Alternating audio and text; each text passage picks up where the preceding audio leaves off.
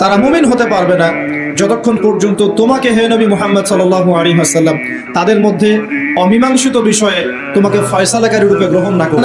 এখানে অবশ্যই কসম পূরণ করতে হবে, শপথ পূরণ করতে হবে। যদি পূরণ না করি কাফফারা দিতে হবে, কমপক্ষে 3টা রোজা রাখতে হবে।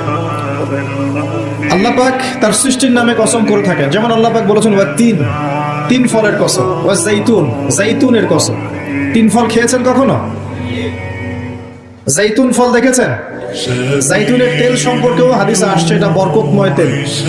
জাইতুনের তেল বরকতময়, এটাকে খেতে বলা হয়েছে, গায়ে ব্যবহার করতে বলা হয়েছে।